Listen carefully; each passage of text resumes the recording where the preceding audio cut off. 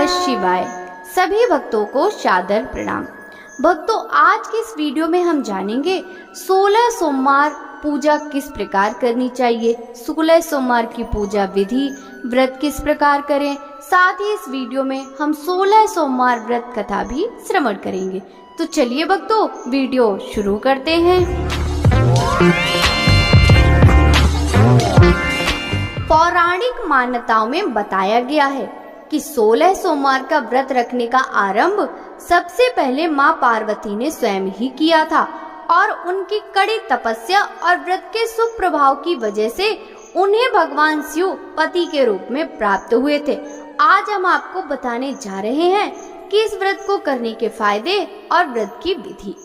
16 सोमवार का व्रत दाम्पत्य जीवन की खुशहाली के लिए और मनपसंद जीवन साथी पाने के लिए किया जाता है। ऐसी मान्यता है कि 16 सोमवार के व्रत का आरंभ श्रावण मास में करें तो यह और भी फलदायी होता है। 16 सोमवार के व्रत की पूजा सामग्री में शिव जी की मूर्ति, भांग, बेलपत्र, जल, धूप, दीप, गंगा जल, धतूरा, इत्र, सफेद चंदन, रोली, अष्टगंध, सफेद वस्त्र, नैवेद्य जिसे आधा सेर गेहूं के आटे से घी में भूनकर गुड़ मिलाकर बना ले। 16 सोमवार व्रत करने का संकल्प। किसी भी पूजा या व्रत को आरंभ करने के लिए सर्वप्रथम संकल्प करना चाहिए।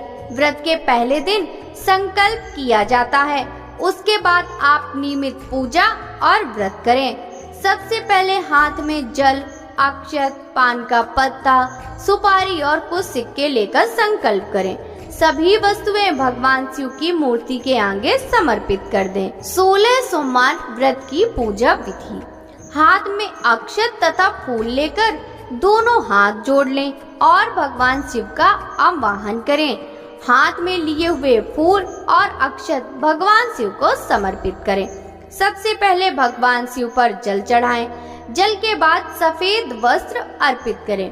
सफेद चंदन से भगवान को तिलक लगाएं और तिलक पर अक्षत लगाएं। सफेद पुष्प, धतूरा, बेलपत्र, भांग एवं पुष्पमाला अर्पित करें। अष्टगंध धूप अर्पित कर दीप दिखाएं। भगवान को भोग रूप में ऋतु फल या बेल और नैवेद्य अर्पित करें। अब भक्तों, आइए श्रवण करते हैं 16 सोमवार व्रत कथा विस्तार से। एक बार शिवजी और माता पार्वती मृत्यु लोक पर घूम रहे थे। घूमते घूमते वो विदर्भ देश के अमरावती नामक नगर में आए।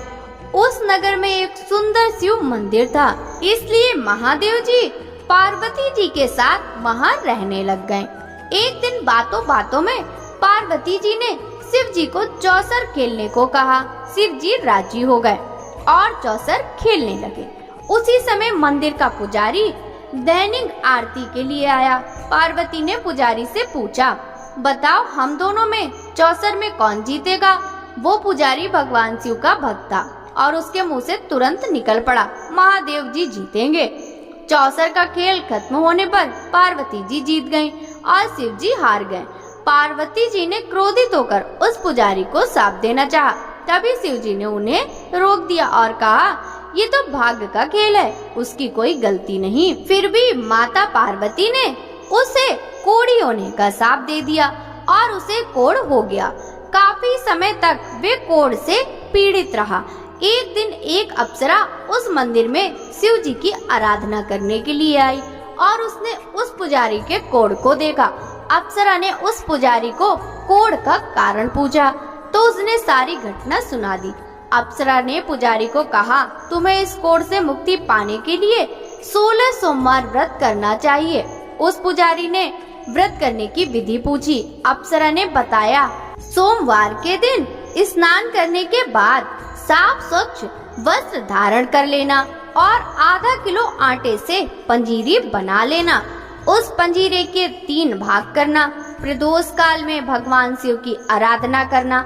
इस पंजीरी के 1/3 हिस्से को आरती में आने वाले लोगों को प्रसाद के रूप में देना। इस तरह 16 सोमवार तक यही विधि अपनाना। 17वें सोमवार को 1/4 गेहूं के आटे से चूरमा बना देना और शिव जी को अर्पित कर लोगों में बांट देना, इससे तुम्हारा कोढ़ दूर हो जाएगा। इस तरह 16 सोमवार व्रत करने से उसका कोढ़ दूर हो गया और वह खुशी खुशी रहने लग गया।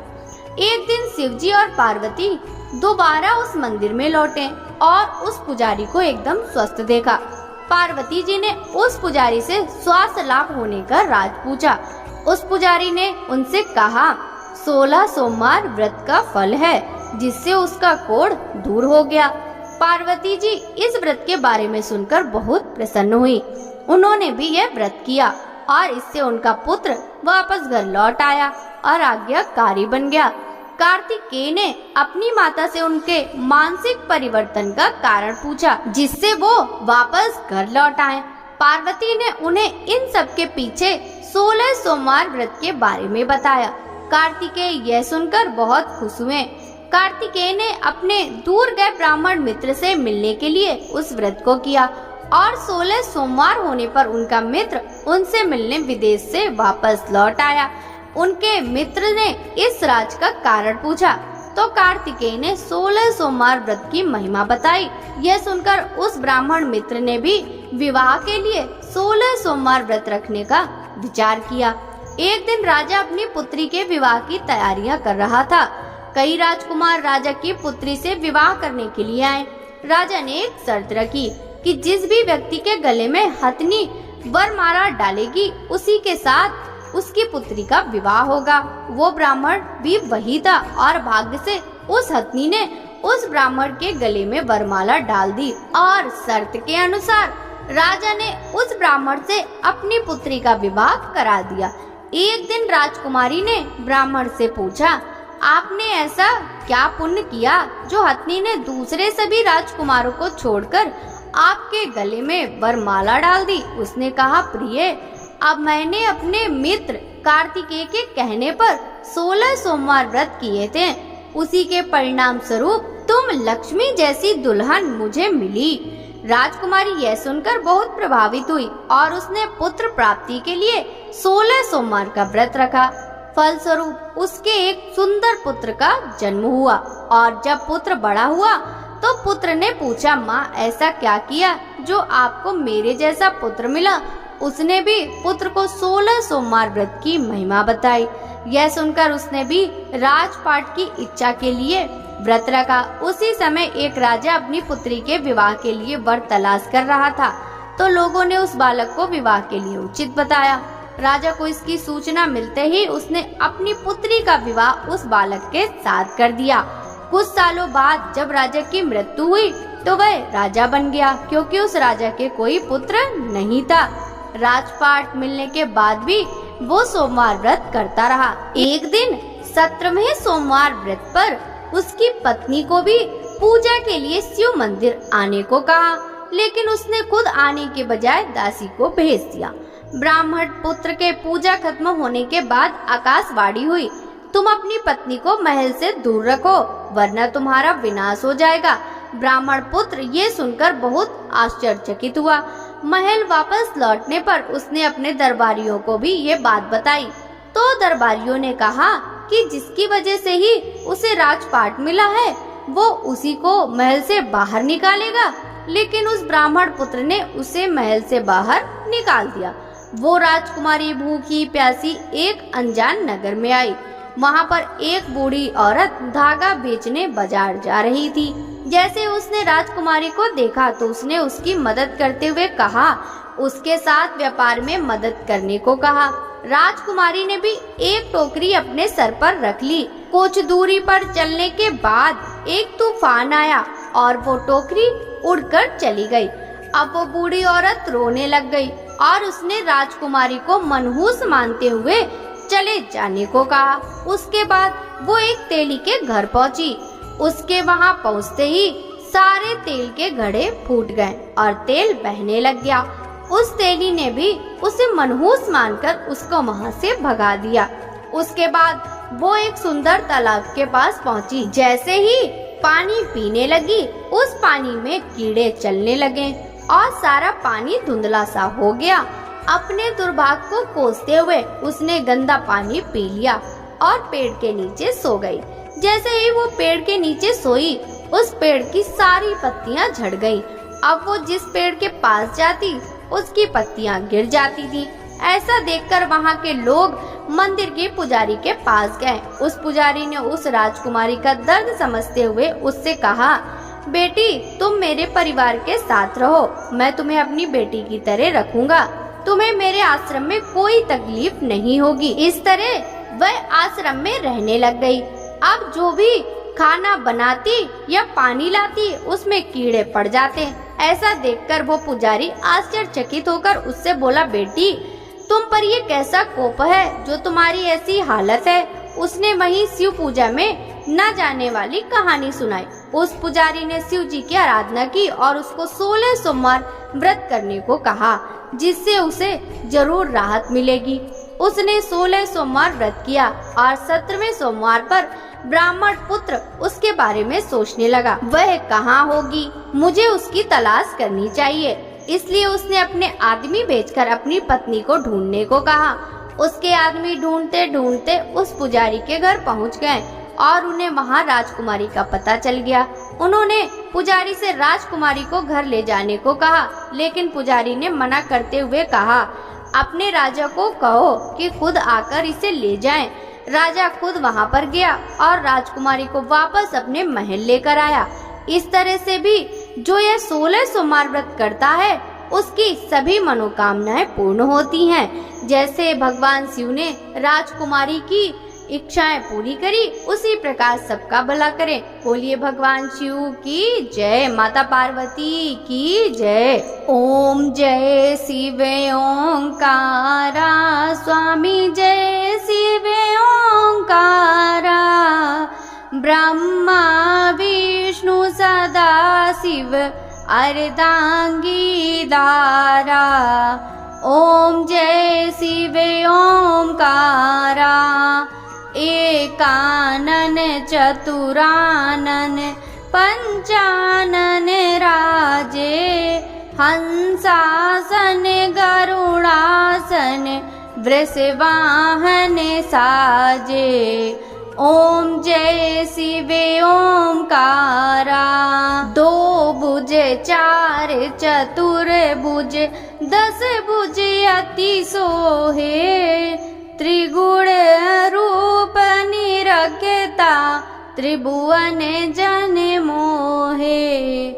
ओम जय शिव ओंकारा, अच्छे माला बन माला, मुंड माला दारी, त्रिपुरारी कंसारी, करमाला धारी।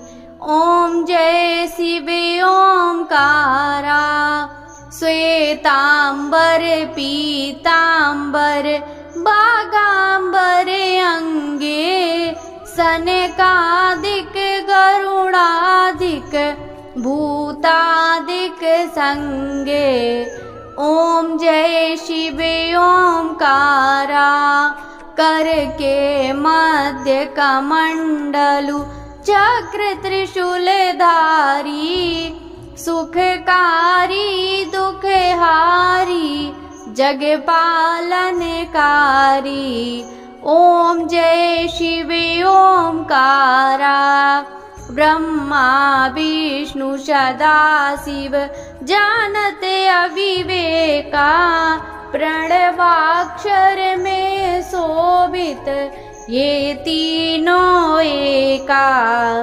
ओम जय शिव ओंकारा, लक्ष्मी सावित्री पार्वती संगा, पार्वती अर्धांगी शिव लहरी गंगा।